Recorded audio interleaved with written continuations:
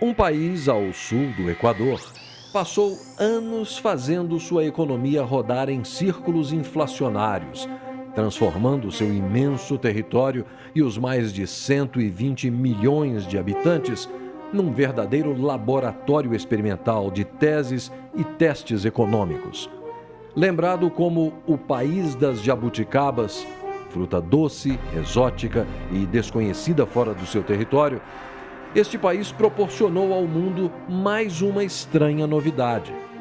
20 trilhões e 700 bilhões percentuais de inflação acumulada num período de 15 anos. Sem guerras internas ou externas e abençoado por natureza, não havia justificativa racional para o abismo numérico. Não foi apenas mais uma jabuticaba amarga oferecida à ciência política e econômica. Foi um recorde mundial de imposto indireto e concentração de renda.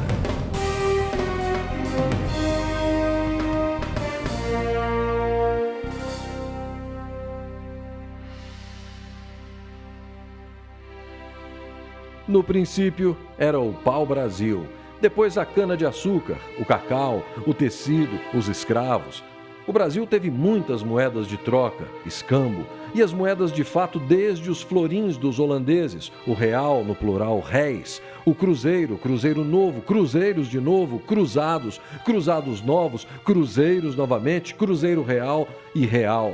Foi com Getúlio Vargas, a Segunda Guerra e a industrialização que o Brasil conheceu o cruzeiro. Ele voltaria ao cenário muitas vezes, e é com ele que começaria o trilionário mergulho no abismo da inflação. Tudo começa com efeito lá nos anos 60, quando o governo descobre que pintar pedaços de papel para pagar suas contas é um instrumento de fazer o bem, seja construir cidades como Brasília ou outras coisas. Vem o governo militar e combina duas coisas. Uma é anestesia, ou seja, a capacidade de indexação, correção monetária, mecanismos que permitem que alguns segmentos da sociedade convivam com a inflação de forma pacífica, e repressão, que é o governo militar. Então tá bom, se você, sindicato, não está satisfeito, não há o que fazer. E aí, durante o período militar, houve uma acumulação imensa de tensões, vamos dizer assim, nas finanças públicas e muita inflação reprimida. Vem a democracia em 1985, a inflação brasileira está na faixa dos 100% ao ano. Já não era pequenininha no final do governo militar.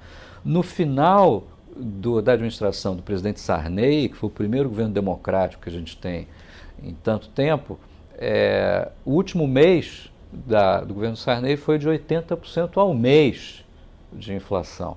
Ou seja, como é que o Brasil vai de 100% ao ano para 80% ao mês no primeiro governo democrático, depois de 20 anos, 30 anos, sei lá quanto tempo de governo militar? Acumulou 20,7 trilhões por cento de inflação de abril de 1980 até 1995, em 15 anos. Isso é uma tragédia distributiva, econômica, de proporções extraordinárias, tá certo? Então, quem viveu esses 15 anos anteriores ao Plano Real, talvez só não tenha sentido tanta dor, porque tínhamos essa dose regular de morfina ou cocaína proporcionada pela correção monetária, que dava certa anestesia. A economia brasileira, na década de 80, passou pela experiência de vários planos de estabilização. Naquela oportunidade, esses planos tentaram tratar um doente com um tipo de medicamento que era errado. Fazendo analogia com o médico, quer dizer, o Brasil estava doente e apresentava uma febre. Obviamente, você teria que verificar quais seriam as origens dessa doença. Em economia, a gente pode dividir os fatores que afetam o fenômeno em dois: o mecanismo de propagação e as origens. O mecanismo de propagação corresponde à febre. As origens do problema na economia brasileira desde a década de 80 é, ainda hoje, a crise fiscal do Estado. Durante muitos anos, o Brasil financiou seus gastos públicos com instrumentos da inflação. Na verdade, os governos utilizaram o espaço dado pela própria inflação para resolver os problemas dos gastos públicos. Os planos de estabilização, como o Plano Cruzado, eles identificaram na origem do problema a febre do paciente. Obviamente deram um antitérmico e, com esse diagnóstico errado, certamente não levou a economia a lugar nenhum. Nós tivemos então uma sucessão de planos de estabilização que foram um completo desastre. Tudo foi estudado criteriosamente e com seriedade. Mas este programa tem que ser um programa do povo brasileiro. Todos estaremos mobilizados nesta luta. Cada brasileiro ou brasileira será e deverá ser um fiscal dos preços. E aí posso me dirigir a você, brasileiro ou brasileira, para investi-lo no fiscal do presidente, para a execução fiel desse programa em todos os cantos deste Brasil. Na verdade, era o Larida, depois Cruzado, um plano de Pércio Arida e André Lara Rezende, estudado desde o início dos anos 80. Ainda era uma teoria, mas o horizonte não apresentava muitas alternativas. Quando já estava assim na boca aí de sair o plano, alguém disse para o Sarney assim, né? Olha, mas o negócio é o seguinte, isso aqui é uma jogada de alto risco, se der errado vai ser uma hecatombe, né? Aí o Sarney falou, não tem problema, a situação já está ruim, quer dizer, não pode ficar pior que isso. Então o que, digamos assim, levou ao Sarney a tomar a decisão do plano foi mais ou menos que era uma última saída. Ao contrário do plano real, né, se chegou à conclusão de que o plano tinha que ser uma surpresa, tinha que ser aplicado da noite para o dia e tinha que ser uma surpresa. Eu mesmo dei uma entrevista desafortunada ao Jornal do Brasil porque fiz a crítica. Uma semana depois veio o plano, eu não sabia. Eu tinha sido líder do governo, mas era senador e não tinha informação. Aí veio o plano cruzado, que foi, digamos, a primeira tentativa mais organizada de enfrentar a questão da inflação, né? E o plano, no início, deu certo, né? Ele veio com certos componentes que eram complicados, porque um foi o controle de preço, né? E controle de salário. E essa coisa toda que depois é difícil depois você manobrar. Para avante, 1.000 cruzeiros passa a valer 1 cruzado e 13 cruzados e 80 centavos, equivalem a $1. Todos os preços em cruzados estão congelados. O congelamento se inscreve na mesma lógica de contenção da inércia inflacionária e visa abortar o processo de reajustes contínuos. O Funaro nunca foi economista, né? Ele era um administrador. E ele não entendia muito bem. Para falar a verdade, o Funaro não entendeu e morreu sem entender o plano na sua lógica econômica e tal. O congelamento de preços, que era para ser uma peça acessória, tornou-se a peça principal. Durante dias, ainda na véspera do plano, os economistas discutiam se ia ter ou não ia ter congelamento. E a ideia, até pertinho do plano, era que não deveria ter congelamento. E eu lembro que o Pércio Arida sempre dizia, não, a gente tem que ter assim, um preço subindo, um preço caindo, de modo que a média dá zero, para dar uma inflação zero. Se você faz o congelamento no dia 10, o que acontece? Como é que estão os preços no dia 10? Bom, tem preço que acabou de ser reajustado, está no pico. Tem preço que foi reajustado há uma semana, está na média. Tem preço que foi reajustado há 3 semanas e está no vale, está no nível mais baixo. Vamos imaginar que só tenha 3 agentes na economia. O João, o Antônio e a Maria, né? Quer dizer, então o João aumenta seus preços todo dia 1º do mês. Aí a Maria, que compra do João coisas, etc., aumenta seus preços no dia 10 do mês. E o Antônio aumenta no dia 20. Quando começou isso, não importa quem começou, porque isso, né? Mas isso começou e está funcionando. Agora imagine que você queira acabar com essa... E a inflação então está em 10% ao mês. Todo mês tem uma inflação de 10%. Que é uma média dos três. São os três. Os três aumentam 10%. Né? Os seus preços, só tem 3 agentes na economia. Né? É um modelinho. Agora, o que acontece? Quer dizer, vamos que eu diga... João, você precisa parar de aumentar seus preços. Então, quando chegar o dia 1º, você não aumenta seus preços, né? Porque nós vamos fazer um plano, vamos fazer cortar o déficit público, vamos fazer isso e aquilo. O João diz, bom, mas se eu parar de aumentar, se eu não aumentar meu preço agora, eu vou sair perdendo muito, porque eu já aceitei os preços mais altos deles, eu vou ficar com os meus preços relativos muito abaixo dos outros. Eles também param, mas eu fico desequilibrado, não posso parar. O resultado, dadas essas complicações todas, o pessoal falou, então vamos congelar os preços básicos. Quais preços? Quer saber de uma coisa? Está tudo congelado. E aí quando chegou perto do dia que o Sarney e o Funaro foram se entrosando mais com o plano, mais o Sarney, eles ficaram com medo dessa ideia.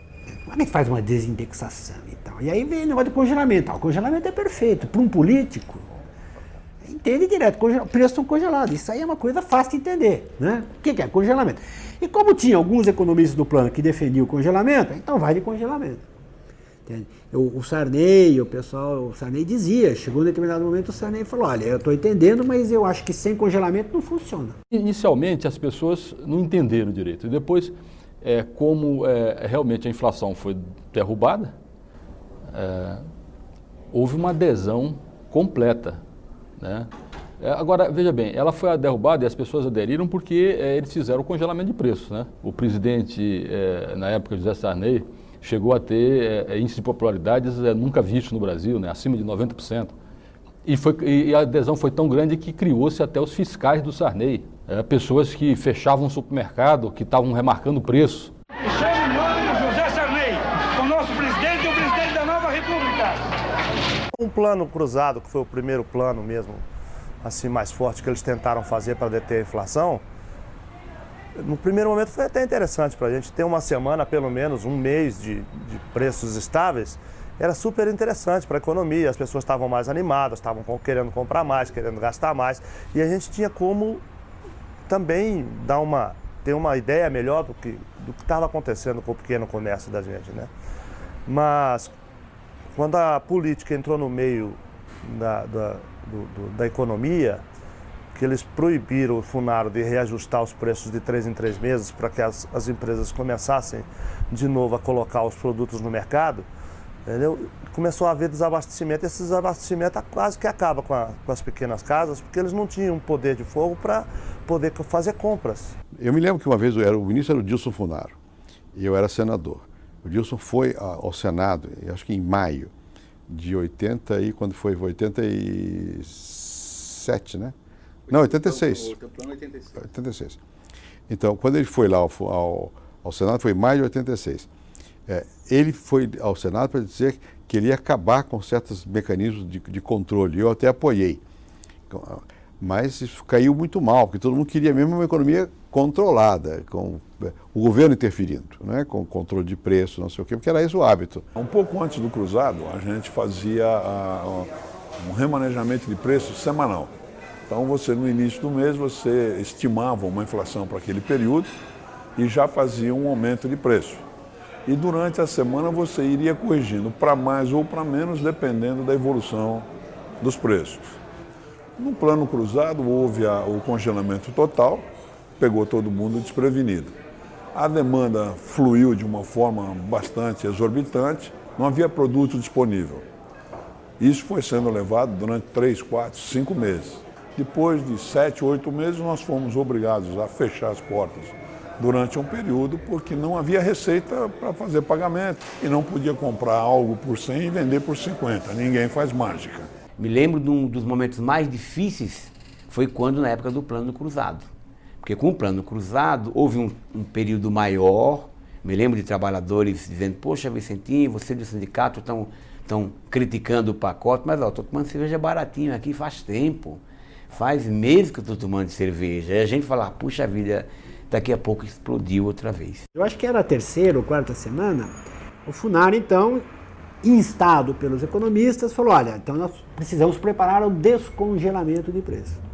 Aquilo caiu como uma bomba no Palácio do Planalto e o Fernando César Mesquita, que era o secretário de imprensa do presidente, certamente falou com o Sarney, e Fernando César soltou uma bomba. Ele vai aos jornalistas e diz, falar em descongelamento é traição.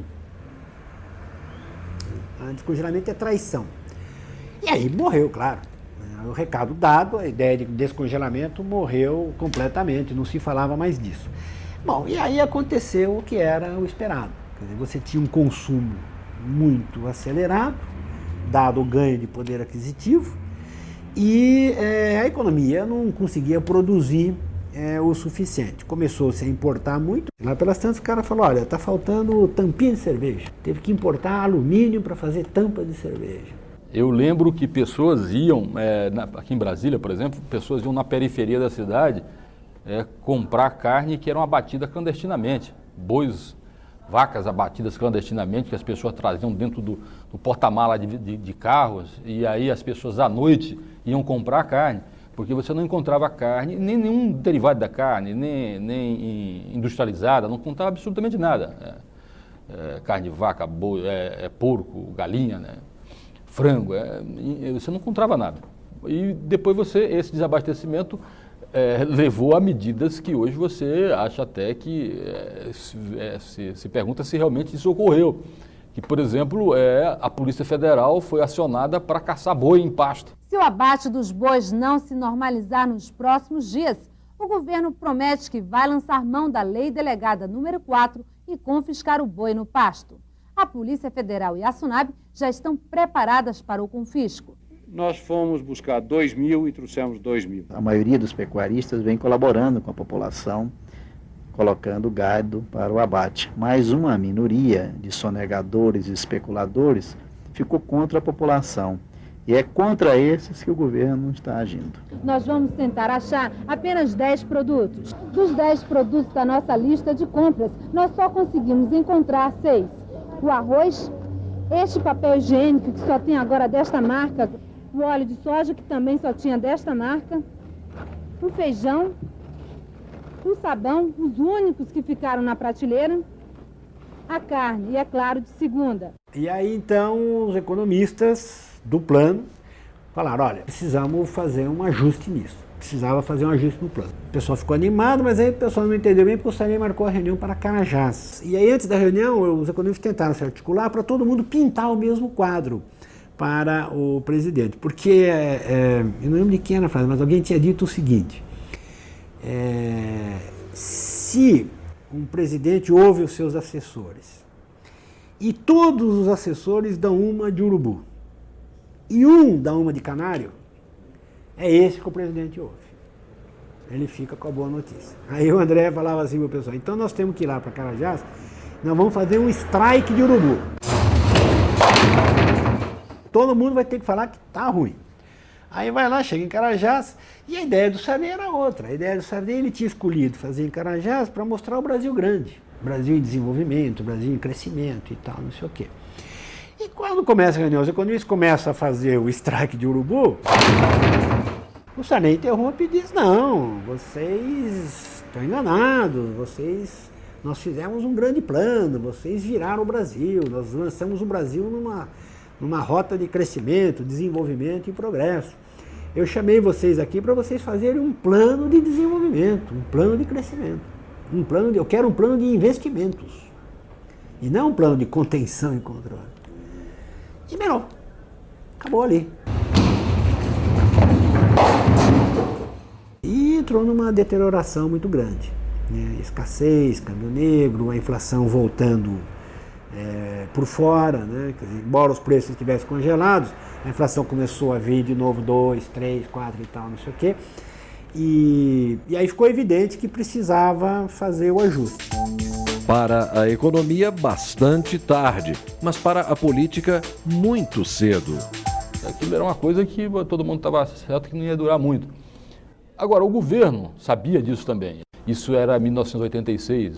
ou você estava às vésperas de uma eleição geral, né? E o partido do presidente Sarney era o partido que dominava o país, que era o PMDB, né? Não deixou o governo adotar as medidas, na verdade, as medidas essenciais necessárias de ajuste do plano. E aí, passadas as eleições, o PMDB, se eu não me engano, fez 22 governadores, sei lá, 21 governadores, ou seja, fez a maioria dos governadores, absoluta dos governadores, elegeu quase todo mundo. E aí, momento seguinte, o governo adota o Plano Cruzado 2. Elaborado pelo economista João Manuel Cardoso de Mello, assessor de Dilson Funaro no Ministério da Fazenda, o plano ficou conhecido nos bastidores por Manuelaço. Foi vitorioso numa disputa com o economista Chico Lopes, da equipe de João Sayad do Planejamento, que brigava por uma saída com menos intervenção do Estado e mais mercado. Eles não conseguiram se entender, e aí o Sarney falou, então nós vamos fazer o plano do Funaro, que era ligado ao MDB. Passou a eleição, fizeram o plano e aconteceu exatamente o que o Chico Lopes disse que ia acontecer. Todo mundo reajustou os seus preços em 100%, que o governo anuncia. O preço da gasolina, do cigarro, de bebida, de não sei o que, não sei o que, está aumentado em 100%. Aí o que você é dono de uma loja da esquina, o que você fez? Aumentou também, todo mundo aumentou 100%. Foi o que aconteceu. Aí todo mundo deu aquele aumento geral de preços, aí o desrespeito ao congelamento foi total. Na verdade, se tornou toda uma estratégia para esperar as eleições que se deram em novembro naquele ano, e eles conseguiram realmente eleger 22 governadores do PMDB. Quando o pessoal da política elegeu os governadores que queria eleger, no dia 15 de novembro, no dia 16 teve uma inflação imediata de 100% de tudo e apareceu tudo nos mercados novamente. As pessoas estavam informadas e sabiam que vazava água por todo lado e a manutenção do plano era artificial. Com um reajuste de preços dos principais produtos, de combustíveis, energia elétrica, enfim, tudo. E há uma reação popular que nunca tinha sido visto também. Uma reação de insatisfação popular que aqui em Brasília, por exemplo, resultou num quebra-quebra generalizado. A polícia usou gás lacrimogênio para dispersar os manifestantes, que reagiam com pedras que arrancavam do calçamento.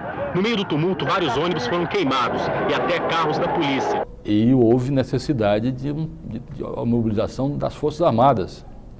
Eu lembro que tanques foram acionados para conter a ira da população. Foi a primeira frustração, né? Com o chamado plano heterodoxo. Primeiro que não deu certo. Se o plano cruzado teve problemas, foi em grande parte porque o presidente não teve apoio político. Ele não tinha respaldo político. O programa era não conceder ao presidente Sarney que ele tivesse estabilidade. E sem esse apoio político, foi impossível que nós tomássemos até o fim as decisões que nós podíamos tomar e que realmente não nos faltava apoio político. Ainda teria o lamentável episódio da moratória, né? O Brasil ainda quebrou no cenário externo, ficou $100, teve que fazer a moratória. E fez a moratória não porque foi uma decisão política, mas porque acabou o dinheiro, acabaram os dólares. Mas aí, para transformar a moratória num gesto político, o Sarney fez um discurso horroroso, dizendo que o Brasil estava adotando uma moratória soberana, conclamando os outros países a fazer a moratória soberana, quer dizer, um calote. Foi um grande problema que o Brasil teve. Essa moratória de 87 só foi ser resolvida em 94. A dívida só foi renegociada em 1994. Até lá o Brasil ficou em calote, fora do mercado, numa situação ruim. Fogo Cruzado, um filme de guerra.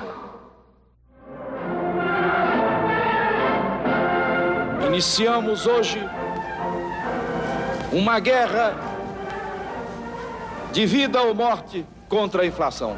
Os militares tinham voltado aos quartéis, mas o Brasil viu surgir um novo tipo de soldado nas ruas.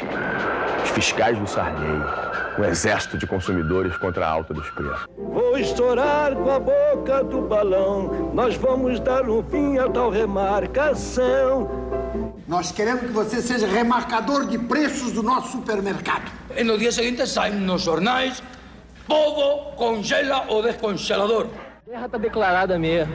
E finalmente são abertas as portas dos supermercados. E vejam só a correria. Todo mundo correndo para pegar um litro de leite. A vitória parecia fácil, mas a guerra foi perdida por falta de munição. A produção não cresceu como o país necessitava.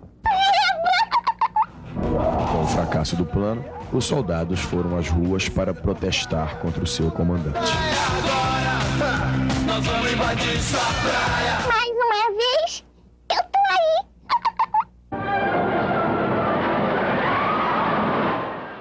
Foi no meio dessa crise brutal, aí o governo declara a moratória da sua dívida externa, né, isso em fevereiro, e em abril, né, sou eu chamado para ser ministro da Fazenda. Quando eu tive que fazer o plano Bresser, eu sabia que aquele plano era um plano provisório. Eu não tinha tempo de fazer o ajuste fiscal necessário enquanto fazia o plano, não tinha tempo de preparar o plano, porque o mundo estava caindo em volta de mim.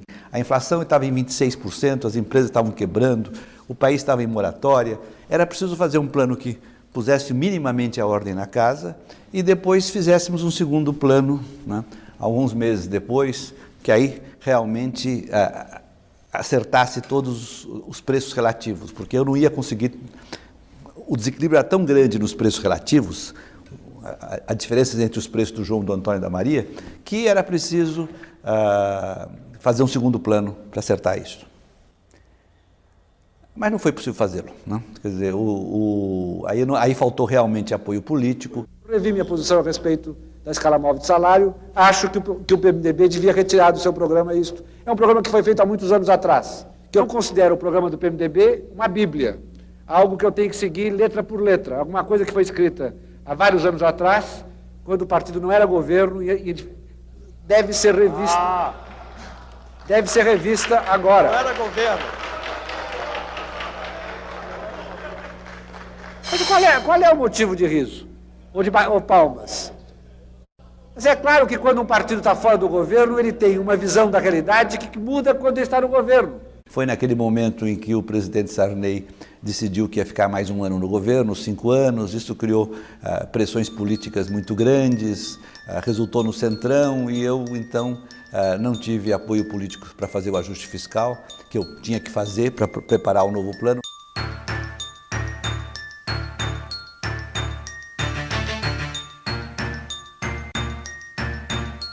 Aí tem o feijão com arroz com o Maílson, né? Diz que esse plano era bobagem, etc. Vamos fazer feijão com arroz, né? Que era outra bobagem muito grande. E aí, mas em seguida ele viu que o feijão com arroz não dava certo e fez o plano verão. As medidas que hoje tomamos só são possíveis de tomar em momentos de extrema necessidade. Nós estávamos às vésperas de uma hiperinflação. Sem as decisões de hoje, a inflação poderia chegar a 1.500% ao ano. E nenhum Estado teve suas instituições preservadas em uma situação assim. Mas ele fez o plano verão, aí sem nenhuma condição fiscal, nenhuma. Não havia apoio na sociedade. Do ponto de vista salarial, a regra é melhor do que a que foi adotada no plano cruzado. E todos se lembram que no plano cruzado não houve arroz salarial. A classe trabalhadora possivelmente tenha tido um dos maiores prejuízos de todos os pacotes econômicos feitos até agora. Aliás, a classe trabalhadora vem acumulando prejuízo. Ela acumulou prejuízo no plano cruzado, acumulou no plano Bresser, ela vinha acumulando com a URP e agora acaba de acumular um prejuízo enorme, principalmente se a inflação beirar a casa dos 60% ou 70% no mês de janeiro. A inflação baixará. E baixará muito. Retomaremos o crescimento econômico. O país irá recuperar sua confiança. Os preços ficarão estabilizados. Os investimentos públicos não inflacionários voltarão. Voltarão também os investimentos privados. As eleições deste ano serão tranquilas. E o futuro presidente, eleito em novembro, encontrará o Brasil em condições de dar um novo e grande salto para o futuro.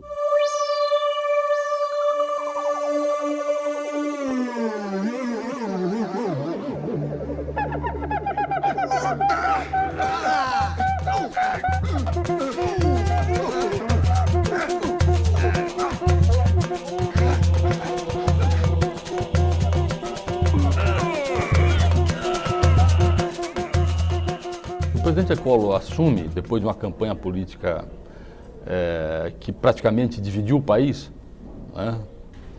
Ele assume com uma inflação de 80% ao mês, quer dizer, é uma coisa, realmente é um desafio, e aí ele lança aquela famosa frase dele que ele só tinha um tiro.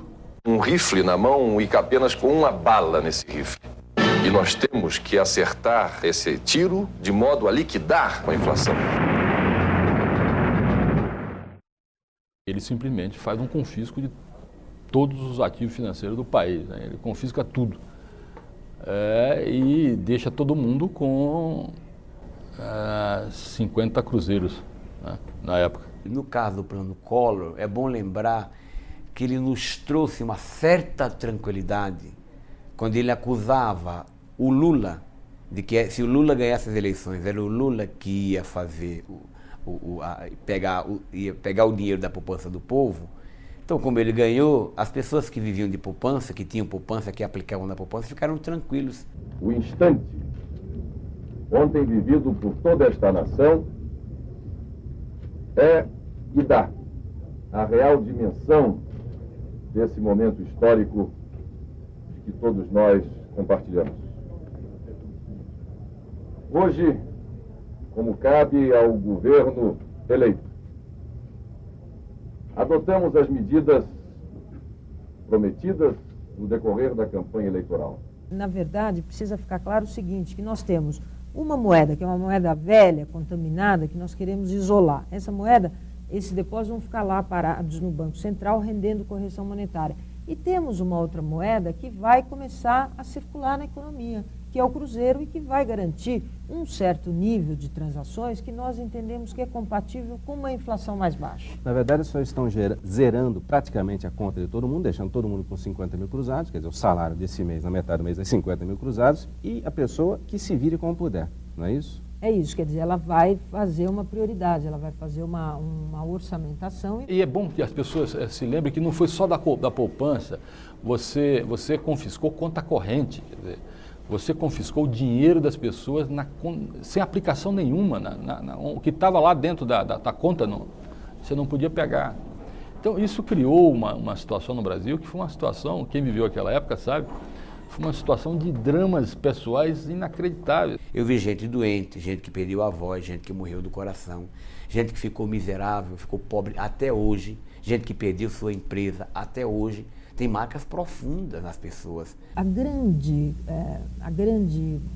até beleza, eu diria, desse plano, eu diria o seguinte, que exatamente esse mecanismo de oferta de moeda à economia, que é um mecanismo absolutamente não usual na história até da humanidade, eu diria, o Banco Central vai poder regular. Então, se nós sentirmos que a liquidez está muito apertada e que isso está gerando uma série de problemas, nós aumentaremos a oferta de moeda. Se sentirmos que não, que está equilibrado, que a economia se acomodou, os preços baixaram, a economia se acomodou àquele nível de transações, nós ofereceremos menos moeda. Teve um fato que aconteceu, um cidadão, ele ameaçou se matar na entrada do gabinete do ministro da Fazenda.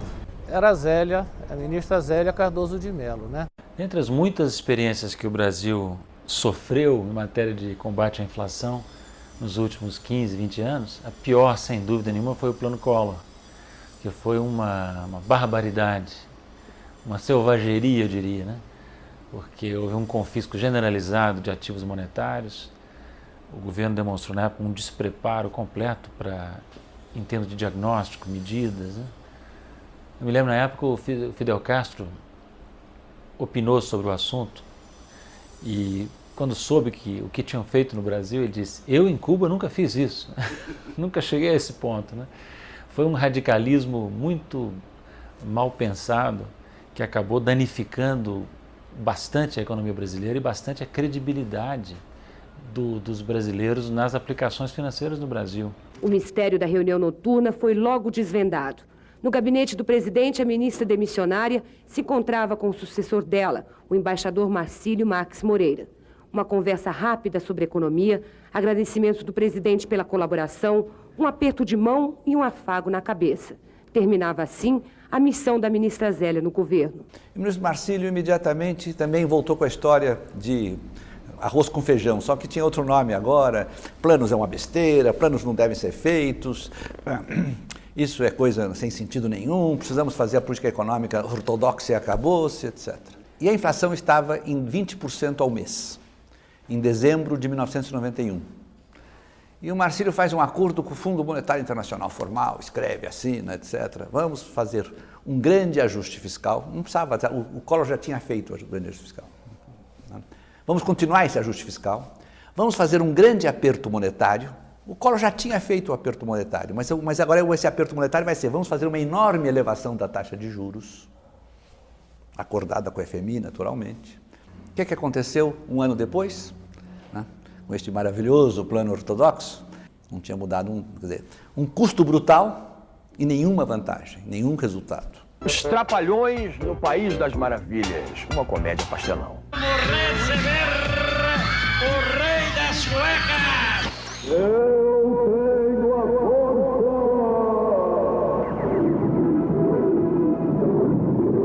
Quem tinha ontem 50 mil cruzados pode ir ao banco e sacar 50 mil cruzeiros. Não há nenhuma penalização aos pequenos poupadores. Eu preciso de dinheiro. Um pedaço converte-se em cruzeiro, outro pedaço ficou em cruzado. Esse plano, ele é imexível. As coisas não são tão fáceis assim. Não são simples. Esse ponto está complicado, não fica, a gente explica. Eu vim para confundir e não para explicar. Alô, alô, Gabriel Brasil. Quero ver o Conal. Jacarezinho. Avião. Jacarezinho. Avião. Cuidado com o disco voador. Tira essa escada daí. E vou levar até o fim, custe o que custar, doa a quem doer. A bandeira da luta contra a corrupção. Eu afirmo que isso é mentira. Fica tranquila que também para você vai sobrar alguma coisa. Cuidado, senta!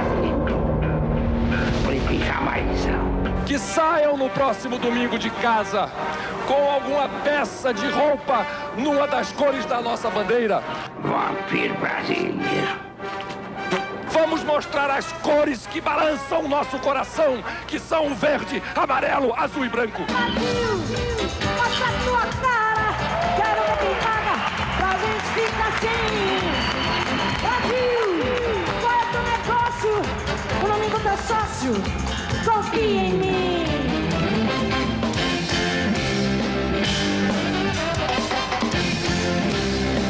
Não me deixem só. Eu preciso de você. Muda o governo, né?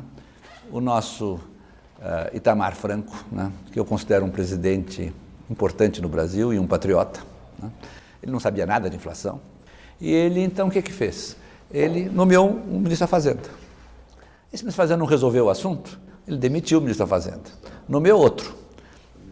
Não resolveu, demitiu esse ministro.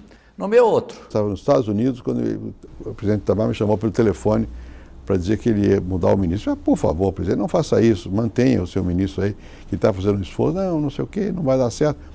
Eu digo, bom, mas você não toma nenhuma decisão sem falar comigo, porque eu estou bem como ministro do exterior, eu não tenho aspiração de ser ministro da Fazenda e tal.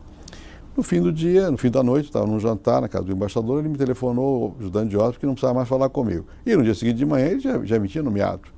Nomeou, assim, eu virei ministro da Fazenda. Aí ele remontou a equipe original, que era Pérez André, Baixa, aí Pedro Malan, Chico Lopes e tal. Juntou todo esse pessoal de novo, aí com gente nova no pedaço, como o Gustavo Franco, e o Winston Fritz e tal. E aí, ao contrário dos demais presidentes e dos demais ministros, o Fernando Henrique tinha uma boa compreensão, sabia exatamente, entendeu todo o espírito do plano. O Itamar não entendeu, por exemplo. Até o último minuto, o Itamar queria que tivesse congelamento. E o pessoal do plano dizia que queria morrer, mas não fazia congelamento. Naquele momento, a sociedade brasileira já tinha entendido, né, que a inflação era um jogo de soma menor que zero. Quer dizer, quando eu fiz o plano Bresser, por exemplo, não havia essa ideia no Brasil. Quando eu falei quando eu cheguei no Ministério da Fazenda e falei em fazer ajuste fiscal, quer dizer, o PMDB, que era o meu partido na época, ele formou-se um grande movimento dentro do partido para me expulsar do partido, porque eu queria fazer ajuste fiscal. Havia setores do meu próprio partido no Congresso que achavam que não havia condições políticas para fazer um plano.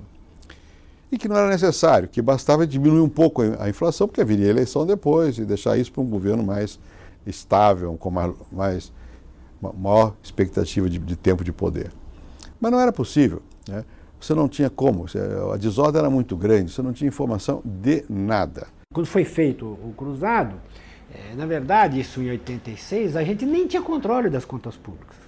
Não é que se gastava demais, a gente não sabia quanto gastava, não tinha controle. Então, o déficit público era mascarado pela inflação. Então você não tinha noção exata do tamanho do buraco. O Brasil tinha um desequilíbrio fiscal muito maior do que parecia, porque a inflação ajudava a escamoteá-lo. A inflação é um nome véu, é uma poeira, um zumbido. Isso, não sabia exatamente o que era. Exatamente isso. Sabe por quê? E a razão era simples. Era porque quando você tem uma inflação de 2.000%, 2.500% ao ano, 30%, 40% ao mês, se você, um governador, ou um prefeito, ou a União, atrasa a liberação de uma determinada verba por, digamos, 15 dias, 30 dias, ela reduziu em termos reais aquela verba em 20%, 30%, 40%. Então parecia que você olhava as contas fiscais no final de um ano, parecia que elas não estavam tão mal assim, mas na verdade elas não estavam tão mal assim porque a inflação havia permitido esse processo de corrosão dos gastos nominais em termos reais, e havia um pouco mais de indexação de receitas do que de gastos. Estava bem a economia, 92, 93, 94, foram anos muito bons do crescimento econômico, apesar da inflação. O problema da inflação não é que ela impede o crescimento, crescimento é uma coisa vazia, crescimento para quem? O povo não, o povo estava sofrendo, porque não tinha, as empresas estavam ganhando, tinha taxa de lucro bastante elevada. Só que eu, como ministro do exterior, ia para o exterior e dizia isso, ninguém acreditava por causa da inflação. Mas a economia está dando resultado, ninguém acreditava. Com razão, porque são resultados à custa de distorções, né? O salário mínimo, no mês que antecedeu a minha ida para o Banco Central, em agosto de 1993, era 4.638.900 cruzeiros, que era a moeda da época. Esses 4.638.900 cruzeiros tinham um poder de compra equivalente a umas 65 URVs, na época que o salário... Mostrar que o número de milhões ou de algarismos em que o salário se expressava não queria dizer muita coisa. O que importa sempre é o poder aquisitivo, né? O poder de compra de um determinado salário, que é tanto maior quanto mais sob controle está a inflação e o trabalhador sabe que tem a preservação do poder de compra do seu salário. Aí vamos dizer, começa o pesadelo. Tá? Quando o pesadelo começa, é certo também dizer que começa um aprendizado sobre o que está acontecendo com o Brasil, o que há de errado com o Brasil. Não temos guerra civil, furacão, maremoto, é um país abençoado, como é que pode ter inflação de 80% ao mês? E nós tivemos aí, sei lá quantos congelamentos, 4 pelo menos na minha conta, todos fracassados. Nós tivemos que sofrer esse tanto de tentativas fracassadas de curar a nossa infecção com um banho frio para aprender que tinha sim alguma coisa de errado com o Brasil. E quando a gente adquire essa consciência, é mais ou menos ali na altura do real. Começamos criando o chamado PAI, Plano de Ação Imediata, que era um pouco arroz com feijão. Quer dizer, vamos segurar o orçamento, vamos cortar o orçamento para 50% dos gastos, vamos, enfim, tomar certas medidas de recomposição da verdade fiscal, vamos produzir para o ano seguinte, foi em 93, para 94 um orçamento mais realista, orçamento de verdade, vamos chamar tapar os ralos, que era do desperdício, que era muito grande mesmo, né? Na inflação você nem sabe quem roubou, quem não roubou, aquilo é uma confusão imensa, né? Aproveita muito os malandros, né? E liberar ou não liberar verba é uma coisa terrível, porque se quando libera depressa é vantajoso, quando você atrasa não é, então isso dá margem à intermediação. Era um clima muito, muito negativo. Claro que nós tínhamos muito medo e sabíamos que não dependia da nossa convicção, dependia de todo o entorno dentro do qual nós estávamos trabalhando. Começa com o ministro Fernando Henrique, que era o 4º ministro do presidente Itamar. Os 3 anteriores saíram em condições complicadas. Nós estávamos há 1 ano e meio de eleições, quer dizer, tudo parecia indicar que nós íamos repetir o final do governo Sarney. E mais, o Congresso estava paralisado pela CPI dos anões do orçamento. O apelido de anões é porque quase todos esses parlamentares são pessoas de pequena estatura. João Alves negou que recebesse propinas, mas suas 13 contas bancárias registravam um movimento superior a 50 milhões de dólares nos últimos 5 anos. Ele foi apontado como chefe dos 7 anões. O que vem ao caso é o seguinte, é que a minha vida, até eu deixar esse orçamento, eu realmente vi dificuldade financeira. Depois que eu deixei e abandonei e esqueci, Deus me ajudou e eu ganhei dinheiro. Então, os grupos organizados na Comissão de Orçamento que se opunham aos controles não tinham mais força. Né? É agora que pode fazer. No momento que está tudo organizado, os interesses não vão permitir que se faça. Mas, curiosamente, o fato é que todos esses elementos que pareciam apontar para o desastre foram exatamente aqueles que configuraram meio que um vazio. Um vazio de ideias e de liderança. E foi isso que o ministro da Fazenda, Fernando Henrique Cardoso, ocupou.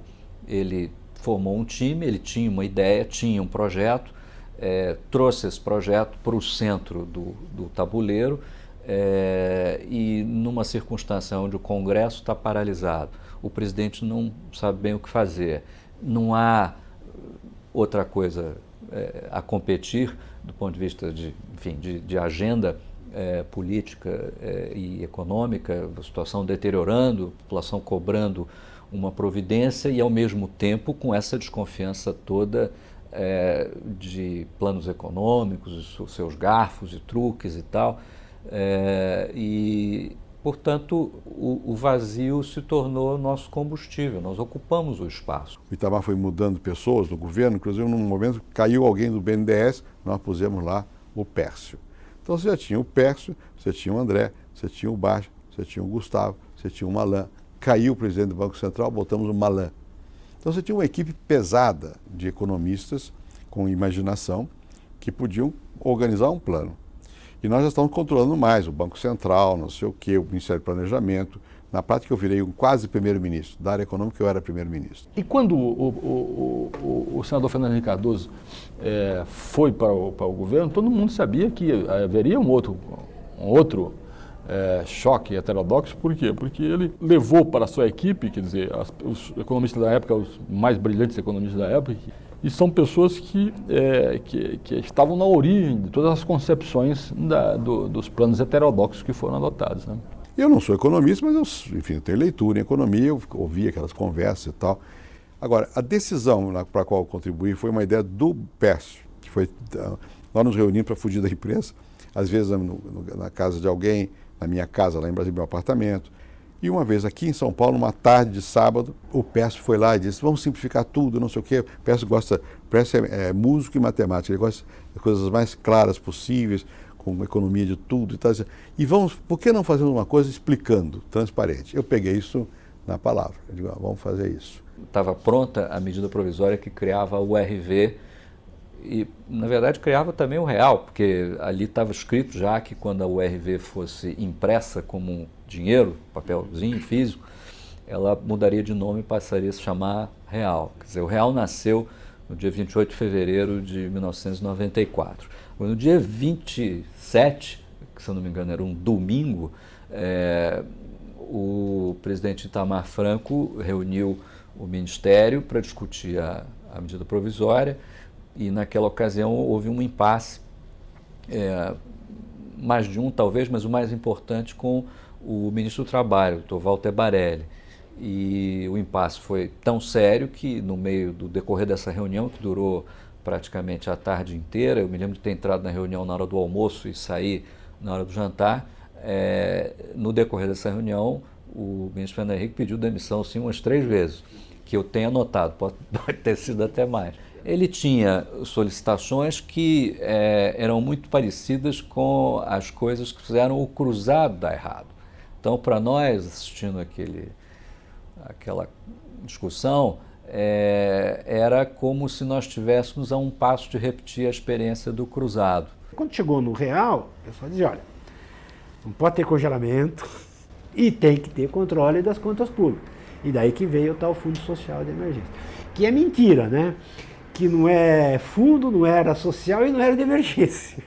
Era só um modo de controlar o gasto público, né? Nós tínhamos que aumentar o cacife do governo. Para isso nós criamos o chamado Fundo Social de Emergência, que na prática era uma redução direta da capacidade que algumas verbas tinham de destinação fixa. Cortamos, não me lembro quanto, 15% dessas verbas. Inclusive, tentamos cortar dos fundos de participação dos municípios e dos estados. Enfim, foi um aperto danado no Congresso para poder obter essa redução de obrigatoriedade do gasto público para certas áreas, para nós termos uma caixa maior para usar no que nos parecia o mais adequado, né? Isso foi aprovado, foi uma luta. Tudo isso, você não imagina a dificuldade para aprovar no Congresso. E aí nós aproveitamos a revisão constitucional, que só aprovou duas coisas, o Fundo Social de Emergência e a emenda de redução do mandato do Presidente da República de 5 para 4 anos. Infelizmente, às vezes é preciso que uma determinada situação se agrave e mostre a sua face mais dura e mais cruel, para o país conseguir mobilizar vontades, corações, mentes, apoio político, coalizão de forças para dizer, olha, nós não podemos continuar vivendo desta maneira. Essa coisa de quem fez o plano, quem fez o plano foi os técnicos. Eu fiz politicamente, ajudei a fazer. E o presidente Itamar deu respaldo. Ninguém faz uma coisa sozinho, isso não é uma coisa, não é um artigo de jornal, é uma reconstrução das instituições no país. No plano real, se impediu então de que o financiamento dessa crise fosse feito através da emissão de moeda. Então, com o plano real se estanca essa fonte de emissão e o Banco Central, desde então, passou como objetivo o controle da inflação. Você poderia dizer o seguinte, o teste de um programa de estabilização bem sucedido é quando a economia passa então a crescer com estabilidade, né, monetária. Essa segunda etapa o Brasil não conseguiu ainda realizar, né? O problema do crescimento é hoje o problema central, né? O Brasil está desde o início dos anos 80 basicamente estagnado em termos de produto por habitante. Portanto, tem uma geração inteira de brasileiros que nasceu em 1980, por aí, que não sabe o que é crescimento econômico sustentado. O Brasil, vamos ser bastante claros aqui, nós estamos falando que o Brasil é um país que, por conta da instabilidade macroeconômica e possivelmente por conta de medidas que não tenham sido as melhores, as mais adequadas para procurar resolver o problema da instabilidade macroeconômica, pagou um preço extremamente elevado de 25 anos de baixo crescimento. É um preço muito alto para você pagar pela instabilidade, para corrigir a instabilidade macroeconômica. O Brasil, entre 1980 e 1994, teve uma doença, uma grave doença econômica chamada alta inflação inercial. Quer dizer, a partir de 1995, terminada a alta inflação inercial, o Brasil, infelizmente, passou a ter uma outra doença, que é a alta taxa de juros e a baixa taxa de câmbio. Há toda uma argumentação dizendo que se o governo baixar a taxa de juros, a inflação volta. Mas isso é tolice. A inflação não volta em absoluto se você baixar a taxa de juros. Um dos outros países não volta porque no Brasil há de voltar. Quer dizer, o Brasil tem taxas de juros que são só no Brasil. Né? É uma jabuticaba, porque jabuticaba é uma coisa... Só que é uma jabuticaba amarga, porque a jabuticaba é uma coisa que só tem no Brasil, mas é uma maravilha. Houve crise incessante no sistema mundial. Em 94, em dezembro, estourou a crise do México. Houve do México, da Ásia, da Rússia, da Argentina, a nossa e a dos Estados Unidos, de 2001 de setembro. Foi muita crise em cima, né? E houve vários momentos, por exemplo, a principal, a mais difícil para nós, foi quando estourou o câmbio, em 99, né? Quer dizer, quando nós tentamos ajustar o câmbio, que não deu certo, e tivemos que deixar flutuar o câmbio. Ali havia muito perigo da volta da inflação. Por que ela não voltou? Ela não voltou porque nós tínhamos quebrado a indexação. Levamos 4 anos quebrando a indexação. O Plano Real, que foi o mais, vamos dizer, talentoso dos planos de estabilização, porque ao invés de controlar todos os preços, ele decidiu controlar um único preço, que foi o preço do câmbio. Então ele teve um talento de composição muito grande, mas ele também foi estendido além do prazo que seria razoável. próprio presidente Fernando Henrique falou que hoje, olhando para trás, ele concorda que a paridade cambial não deveria ter sido mantida por um tempo tão prolongado. Começa um novo capítulo da história brasileira da inflação. Nós não estamos mais no terreno do exótico, não somos mais uma hiperinflação, um país esquisito, sempre tendo que explicar jabuticabas para os estrangeiros. Nós continuamos um pouquinho exóticos, porque o Brasil, a despeito de ter vencido a hiperinflação, continua o campeão mundial de juros. A gente não quer acreditar que tem alguma coisa errada que faz o juros no Brasil ser tão alto. Só porque tem uns caras lá no Banco Central que são teimosos. Antes fosse, tá certo? Porque muita gente passou por lá, muitos que gostariam de fazer o bem, porque fazer o bem é bom, mas por que não fizeram? É porque não é tão fácil. O Estado brasileiro tem que ter disciplina fiscal, seja um governo de esquerda, seja um governo de direita. Aqui na América Latina, o Chile aprendeu isso, e mesmo depois de Pinochet, o Partido Socialista que assumiu o poder, certamente não brinca com esse tipo de coisa. É a economia mais organizada que nós temos.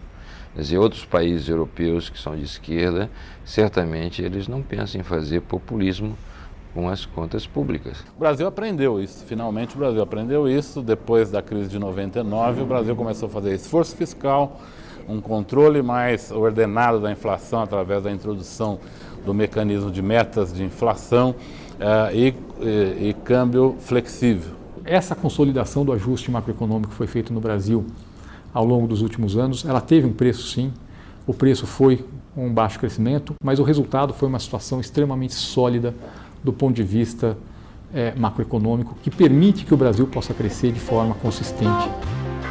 Mas o campeão do exótico e das jabuticabas continua sua cultura como um líder mundial, e não apenas em juros. Um estudo recente do Banco Mundial e da consultoria Pricewaterhouse fez um estudo sobre 175 países e demonstrou que no Brasil as empresas são campeões em gasto de tempo para cumprir seus compromissos tributários. Além do custo do tributo, a complexidade do tributo faz com que o Brasil seja campeão em tempo gasto para saldar os compromissos tributários. Todo mundo diz hoje que é difícil abrir uma empresa no Brasil, é difícil manter uma empresa no Brasil, é difícil fechar uma empresa no Brasil. Isso é verdade. Agora, não adianta só dizer isso, é preciso ir melhorando a legislação para que o ambiente de negócio no Brasil seja mais favorável. Um país ao sul do Equador passou